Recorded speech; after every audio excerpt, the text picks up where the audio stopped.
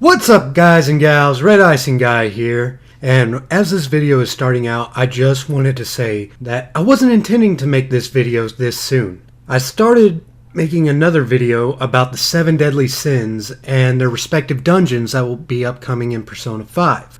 But when I got to explaining the reason about the theme, I noticed that I couldn't put that video out yet. I needed to explain something more to anybody watching these videos of mine. And that is the importance of psychology in Persona 5. I mean, it's always been important in the Persona series, and I'm going to cite evidence of that, but it felt really bad because I had to stop what I was doing and switch to this video so explanations could be, well, explained so that the next video makes way more sense. And it all started when I was trying to explain the reason behind the theme. So why does this theme exist? Persona has never done a game where there was a theme for all the dungeons combined. Well, the simplest answer is just one word: story. The characters of Persona 5 all seem to have some issues with the society they live in. If you have read up on some of the translations from the trailers, you would have heard Ryuji mention that their society is a shitty place with shitty people in it. The playable characters definitely have something up their butts about the world they live in. This is before they gain their persona powers, and after they receive them, the newly empowered teenagers see a chance to make a change. Since the dawn of civilization, the 7 deadly sins have taken its place to ruin humanity, both on a large scale and an individual level. These sins each have their respective place among history. And in Persona 5, each dungeon will hold a boss avatar and a general theme based around it. We have already seen the gigantic man-baby monster boss from one of the dungeons. This boss is most likely a depiction of gluttony thanks to the food and wine portrayed near him. Some have said he might be an archetype for avarice due to the crown and richness of the food, but I'll tell you later why it is not. The more important detail from this clip is that the boss isn't a persona. Thank God. Atlus could have just used a persona as a boss, but instead they used a shadow. I know I might be dragging on, but this brings up something important to the game's stories. It will involve psychology, so if you're easily bored of pseudoscience, skip ahead to the next video now. Now that that's been said, I'd like to start off with evidence in the Persona 5 trailers. In these previews, we see the playable characters fighting personas instead of shadows, in contrast to the last 2 games. Yet the boss is still a shadow. In my thoughts, I have pondered why this split from past games occurred. Then while replaying Persona 4, it hit me. It's all psychology based, and the evidence comes from the shadow clones of the main characters and Teddy as himself as well. The shadow clones of each character is the personification of their respective wants and desires. These shadows show very little inhibition to hiding their desires, much to the frustration and embarrassment of their respective counterpart. This other part of oneself is called the id. The id is, at its core, our base desires. This is where Teddy comes in.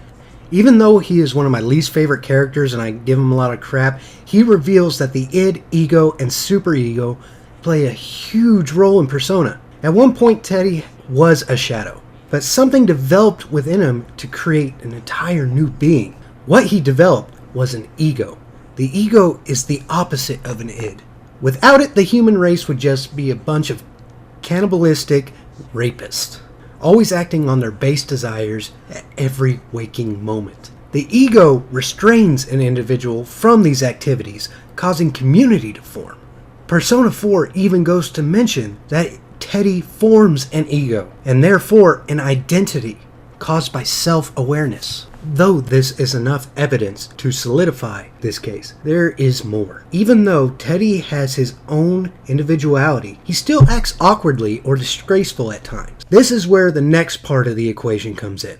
In addition to the id and the ego, there is also the superego. The superego is similar to the ego in that it combats the impulses of the id. However, the superego does not develop from oneself, but rather the influences of society. Everyone knows that some actions, when viewed by different cultures, can be seen completely differently. For instance, in some Islamic countries, two men holding hands together while walking down the street is considered a symbol of trust and friendship. However, in the US, this act is seen as a sign of romance and as homosexual affection. The superego is developed over time. Teddy hasn't learned societal norms since he was alone for the longest time.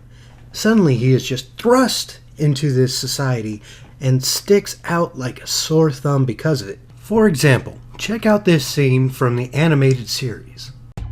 Is that? I have the results of everyone's physical exams! What? I mean, it would be awfully embarrassing if I was the only one to be fully exposed. None of the past games have explained this. The id takes the form of a shadow, and ego allows the individual to control a shadow as a persona. But nothing in the Persona series takes the place of the superego.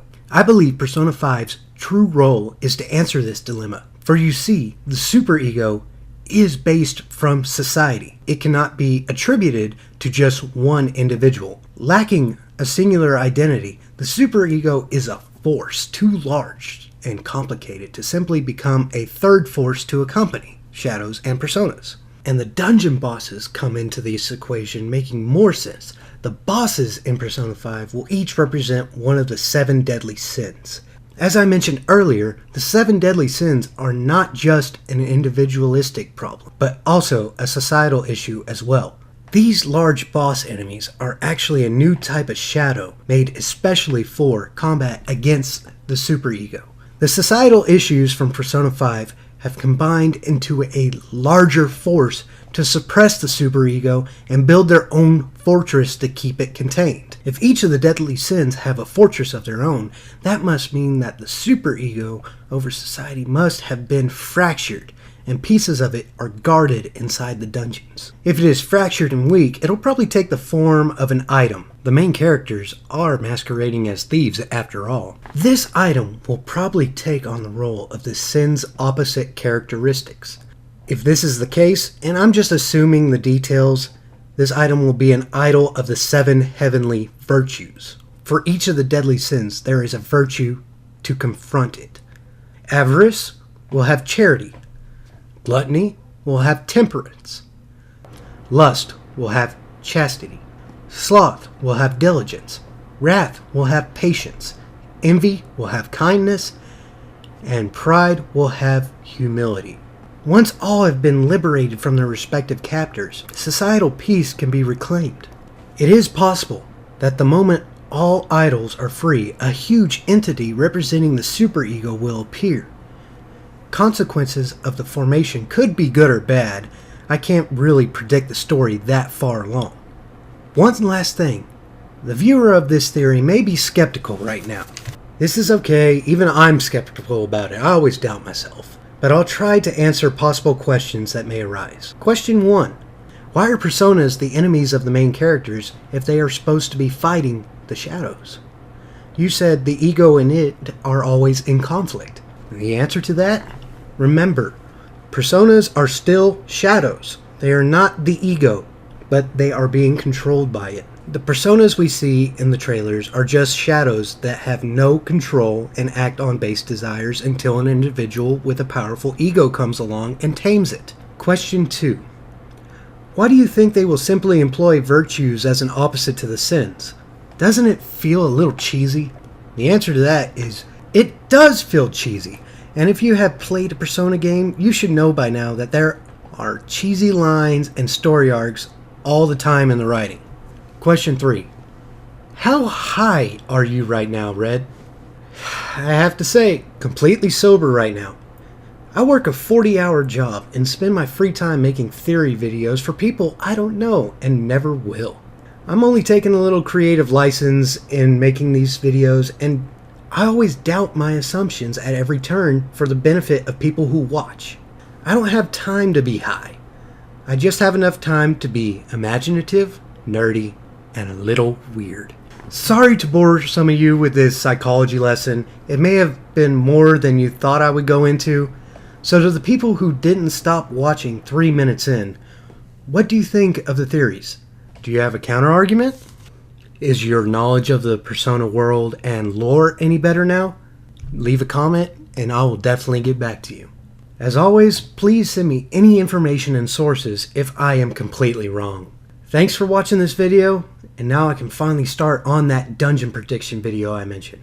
I can't think of a closer, so goodbye.